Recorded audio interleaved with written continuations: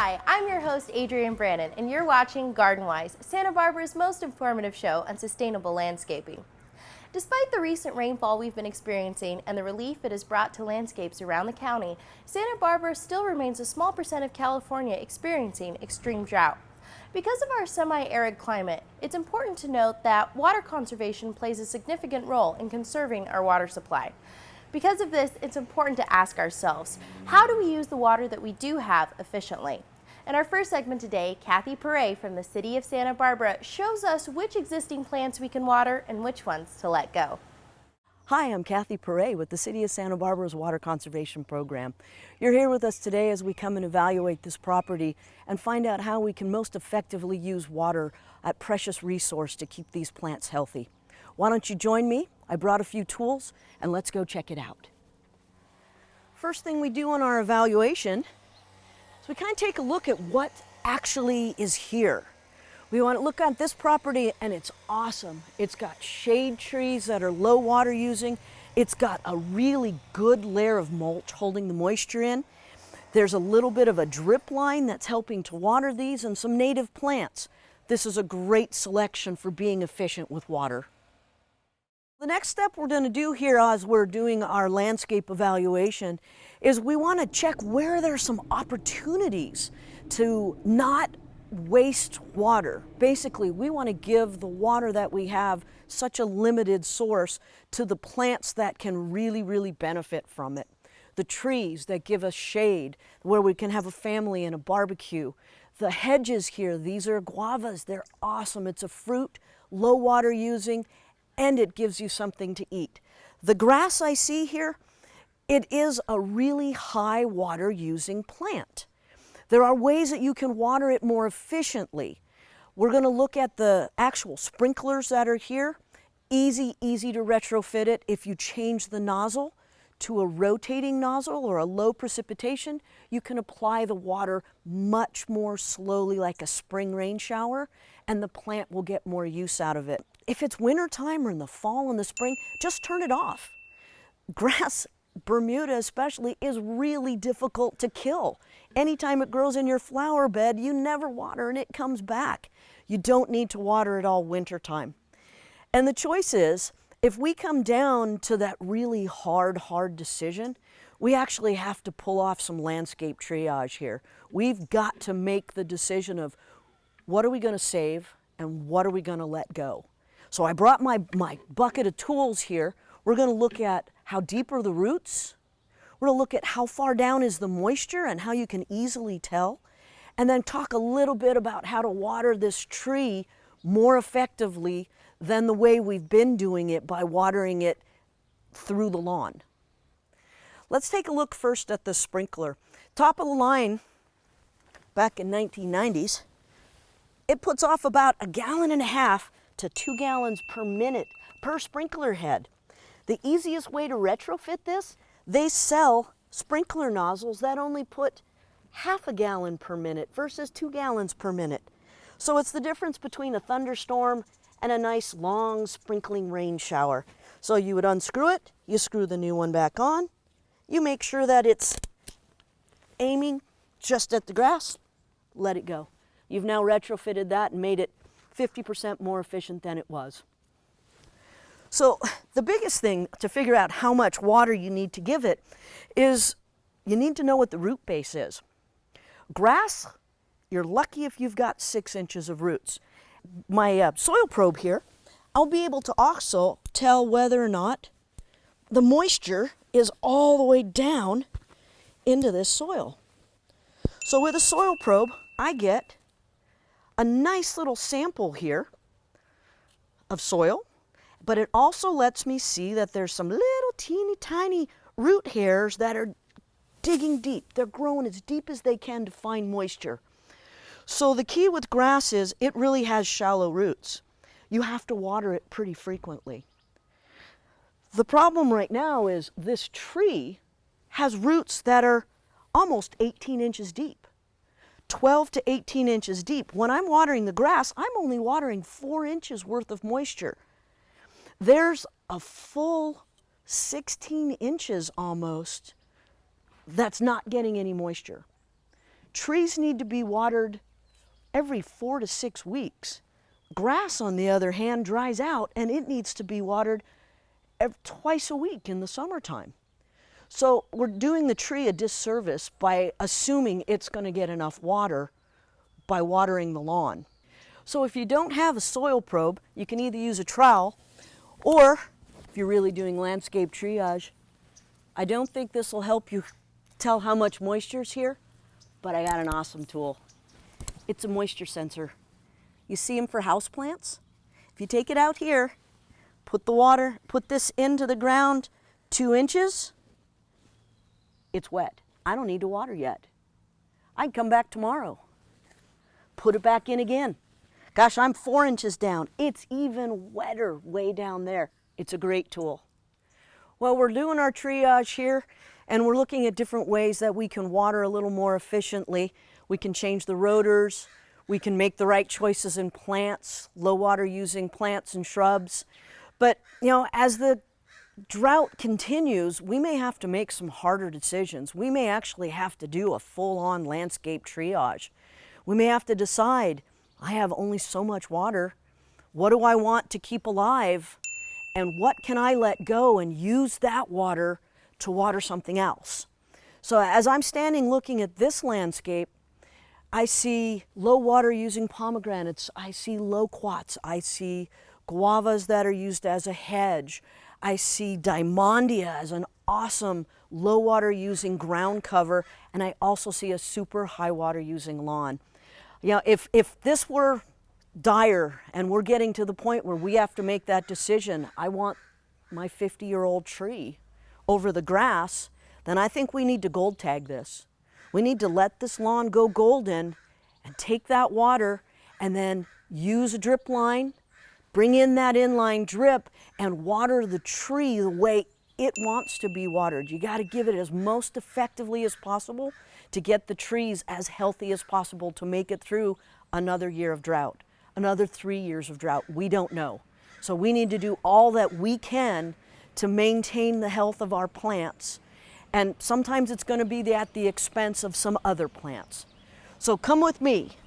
Let's go through the neighborhood. Let's all look at our own landscapes. Let's let gold be the new green. We're going to let that landscape go gold, and we're going to keep our trees green. For more information on how to save water in your landscape, visit waterwisesb.org. We'll be right back with more Garden Wise. Thanks, guys. Darn.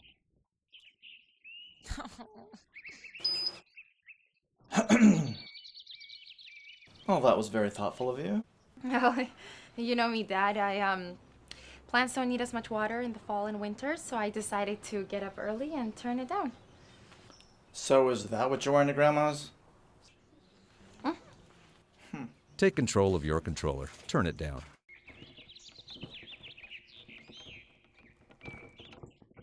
Oh, no.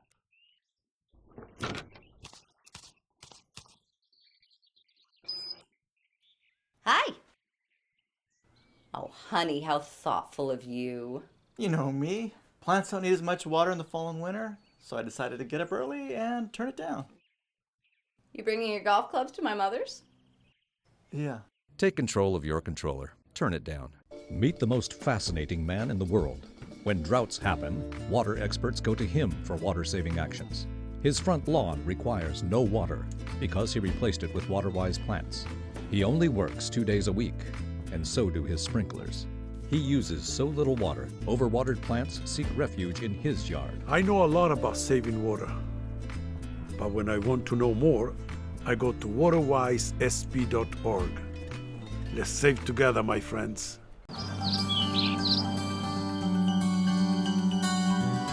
I added mulch to my trees and plants.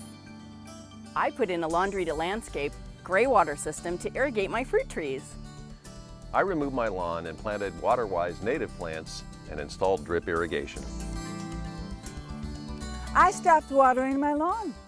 Do your part by saving water in your garden. Get a free water checkup from your water provider. Keep saving water, Santa Barbara County. Welcome back. Whether you do it yourself or hire a landscape professional, anyone can have a stunning water-wise garden. Up next, local landscape contractor Daniel Wilson walks us through a recently renovated property and explains his design process from start to finish. Hi, I'm Daniel Wilson, the president of Wilson Environmental Contracting, a local design build firm here in Santa Barbara, and we're here at the Stevenson Landscape and Residence in Goleta, right at the confluence of a couple creeks. And we're going to walk around and discover some of the 40 native plants that are planted here and get to see for ourselves why there's so much wildlife that comes and visits here and why this property uses so little water. It formerly used to be completely enclosed backyard and front yard with hedges, all ivy here in the front and lawn in the backyard, and with a slope that ran down essentially towards the creek. And we came in and removed all of the non-native hedges and ivy and lawn, and have come in and replaced it with approximately 40 Santa Barbara originated native plants.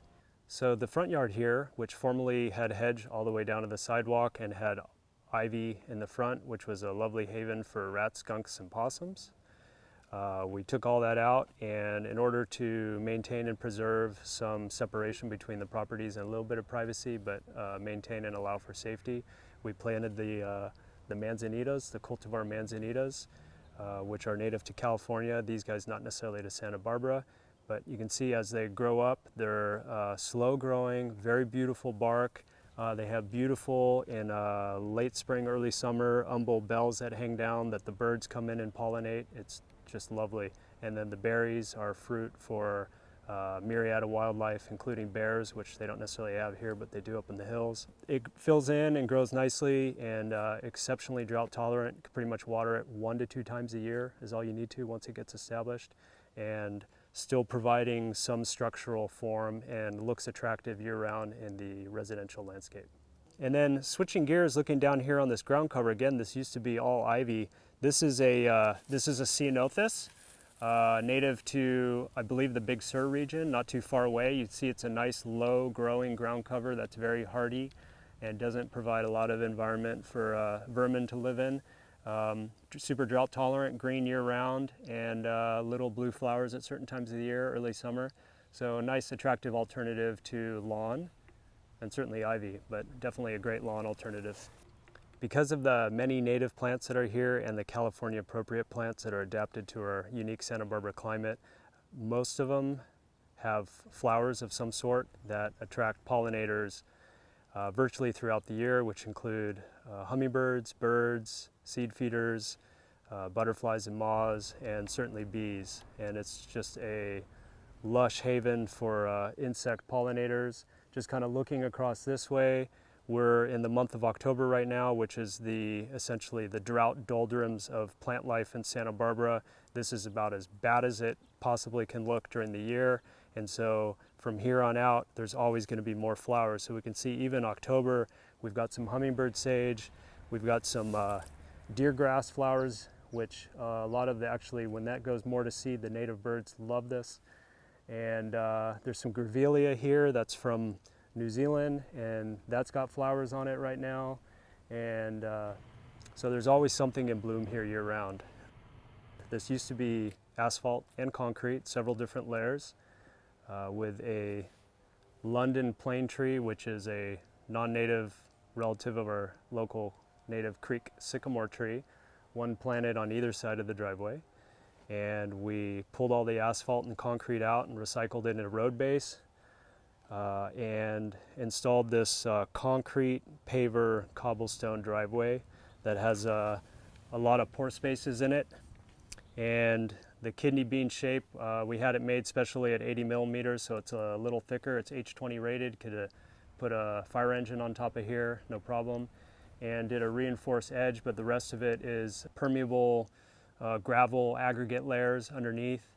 And we made a special kind of a grout mix that's very permeable, doesn't keep the weeds out all the way, but allows water to flow in on a 1 inch an hour rainfall. Virtually all the water on this property soaks in, including that which flows on this driveway. Now we're going to look at the rainwater and the stormwater set up here. So we're going to start by looking up top, and the water that comes down through that brown gutter is intercepted off a portion of the roof. It's raised above the main gutter, which is all the way out at the fascia, because we're trying to get elevation to maximize a higher tank. In fact, we have 3 tanks here in the side yard. And so by putting the diverter higher up on the roof, we're able to get an extra 1 foot, which gets us about an extra 300 gallons of stored water here on this property. So the water then flows down through the brown gutter to a leaf screen, a mosquito screen, then by gravity comes down here and flows into this first flush tank, which is all gravity, takes out the sediments, and then overflows into this tank, which is about 700 gallons. And then once this tank is full, the first flush shuts off, the tank shuts off, and all automatically, because rain is often at 3 or 4 in the morning and no one wants to be turning valves, it all passively by gravity then overflows up into this drainage pipe, which comes down underneath the fence, which then merges with the main gutter off the whole roof fascia, goes underneath this pathway right here, and then all with head pressure and gravity then pops up through this spring-loaded drain, and then is able to flow by gravity in a nice little curving path through a cobble swale down through these manzanitas here before it gets to the street. So again, the idea is here is we're trying to slow water down and allow it just sink in, capture it, store it, and the extra water irrigate the plants here. You know, every little bit of rainfall we have is precious. Welcome to the backyard. This is where the magic happens. This is where the hedges all came down and we opened up this amazing view shed to the creek, which is just right over there. And we recreated the sound of the creek with this super efficient recirculating ecological pond, which has tunnels in it for the fish. Sometimes I see white egrets and herons on these rocks trying to get the fish. Most of the plants that are in here are native plants that have been harvested out of the local creeks. This is a local textile rush that the Native Americans used for weaving baskets and mats. This right here is called Eleocharis, which is a native vernal pool and wetland plant. And then there's native deergrass, Muhlenbergia origens, and it grows to about a 4-foot sphere. It's perennial. It more or less looks like this throughout the year. Once a year after these inflorescences and seed heads dry up and they go all brown, you can cut them off. The beauty of this plant right here is it'll live for decades and decades. In the backcountry, I've seen these plants that could be 60, 80 years old. I don't know, but it seems like they live a long time.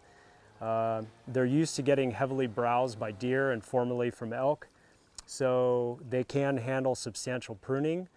And some people like to chop their deergrass down every year. I don't like to. I like them to, maybe every 4 or 5 years, I'll give them a serious cut to allow them to reinvigorate. But I find that they structurally and architecturally look really lovely. I do like to put these on either side of entry paths as sort of like a formal soft entry. One reason that I located them right here is the pond filter and pump box is just behind me down here.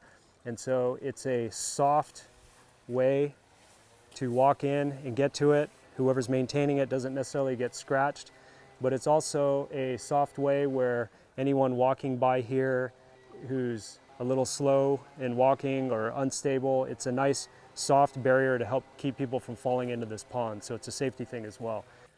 So the backyard, when I showed up, this whole thing was lawn and weeds. And the lawn came about right here, and then there was a slope that essentially ran down to the creek. So in addition to removing all the lawn, we built some terrace walls here to effectively extend out the living space and give more space that the homeowners could enjoy their backyard. And we also, by doing so, created terraces for planting fruit trees, native plants, and then the pore spaces in the wall, nice and open. We plug succulents in, so there's something growing all over the place. Tons of lizards in this area right here. And looking in the background, you can see the gorgeous mountain view which is a large feature in this landscape. Another great aspect of the backyard and the stormwater management is the entire backyard was ever so slightly regraded. So instead of sheet flowing right down to the creek, we actually pitched it so it heads to the north, created a very slight swale in the landscape that's not perceptible to the eye, and especially when mulch and plants go on top. But what it does is it takes all the water and allows it to ever so slowly flow down towards the other end of the property, where it collects into a cobble creek bed, a drain box, goes underneath the terraces right here, and then turns around and does a 100-foot long perforated pipe wrapped in filter fabric just on the outside of the fence, which acts as a linear infiltration gallery. It's like a French drain flipped upside down. And that helps spread the water out again before it just goes right to the creek, which is top of bank is 50 feet away. So as we look around this landscape, the idea here for the clients was to open it up, allow nature to come back in, create a nice haven for nature, and create sitting spaces all around, so outdoor living just for enjoyment, and food production, and using the water that came on this property as efficiently as possible, and just to create a nice peaceful environment where the client, they're both painters, they could hang out on this gazebo here with a beautiful mountain view, and they could paint and just create a nice, safe environment, a staycation, essentially, a place where they could, thrive and flourish at home. For more ideas on how to transform your landscape into a beautiful water-conserving garden, visit waterwisesb.org. You don't have to completely renovate your landscape, however, to make it water-wise. There are simple steps that can be taken to keep your plants happy and your water bill down. Up next, Oscar Carmona from the county's Green Gardener program shows us the importance of using mulch and compost. Hello, I'm Oscar Carmona. I'm owner of Healing Grounds Nursery, and I also teach the Green Gardener certification program through Santa Barbara City College, Adult Education. And today I'd like to talk to you about composting and mulching. Compost and mulch, first of all, are organic material in different states of decomposition. What that is, basically, we're talking about limbs, leaves, green waste, grass clippings, and also kitchen waste. No meat, no bones, no grease, anything that would attract rodents. It's just not a good idea for a landscaper to include in their composting system. Compost, if you're going to apply compost, that would be underneath the mulch layer, so you're going to put that down first, and then the mulch goes on top. Mulch is a material that is not decomposed. You can tell what it is, such as pieces of limb or branches, dried leaves, grass clippings. All of these things can serve as a form of mulch, and mulch is basically a covering over the soil. Compost is fully decomposed organic material that pretty much looks like soil. You can't really tell what it is or what it was originally. And so the compost is basically an amendment to the soil that gets placed underneath a layer of mulch, and together the two provide not only a source of nutrition, but they also provide weed suppression, moderates the water, keeps the water in longer, keeps the weeds down, keeps the soil open, keeps the mud down in case it rains. There's many wonderful benefits to using mulch that any savvy gardener needs to avail themselves to. So there are a few things you need to keep in mind when applying your compost and mulch. One of them is the thickness of your application. Minimum you want to apply 3 inches and up to about 6 inches. And if you have a weed problem, you need to really consider putting in up to 6 inches of mulch. And that seems like a lot, but realize that it's going to decompose over time, and so it's going to disappear within 3 or 4 months. So if you really have time restraints, I recommend that you do a thicker application than a thinner one. The other thing to consider is you don't want to inundate the plant with the mulch material. You want to give a little bit of space around the base of each plant. This is for a couple reasons. Moisture buildup can occur at the base of a plant, and that can rot the plant out, and that's important to note. So you want to get the benefits of moisture retention and all these other things, but you don't want the plant to be part of that process, right? So make sure you leave at least a couple inches of space between the base of your plant and the mulch itself. Again, you know, the reason why you want to put a thick layer is because you do want to gain the benefit of also a weed abatement. And if you put a thick enough layer, it's going to prevent the weeds from seeding, and that's going to be a tremendous help to you in the long run. Also, the water retention and keeping the soil open and erosion control are all beneficial byproducts of this mulch application. There's so many wonderful benefits to doing that, and especially considering the drought situation, mulch is your friend. Another thing to think about is how often to mulch. I think most people are surprised when they come back after 2 or 3 months and see relatively little mulch material on their soil, almost as if somebody came in and removed it. In reality, what's happened is that material has decomposed. So it's a good idea to reapply your mulch seasonally. So just about every 3 months is good if possible. That way you maintain all the great benefits of your that you're getting from the mulch applications year-round. So in closing, I'd like to again underscore the benefits of using mulch and compost, again, to suppress weeds and to maintain plants in healthy conditions, but most importantly to conserve water in this time of drought emergencies that we're experiencing in our area. And if you want to know where you can get this material, I recommend you contact the transfer station here in our area. The material is free to the public. You can take a truck up there and get it, or you can have them deliver it to your home at a relatively low cost. You can also make it yourself, but please avail yourself to the use of compost and mulch. You won't regret it. It's really going to make a big difference in your garden. For more information on becoming a green gardener, visit greengardener.org. Or for more information about mulch, visit waterwisesb.org/mulch. Well, that does it for this episode. Remember, you are the agent of change, and together we can conserve water and create beautiful climate-appropriate gardens. For more information, tips, and past episodes, visit waterwisesb.org. And you can always call in and let us know if you have any comments or questions on the show at 564-5311. I'm your host, Adrienne Brannon, and keep it water-wise, Santa Barbara.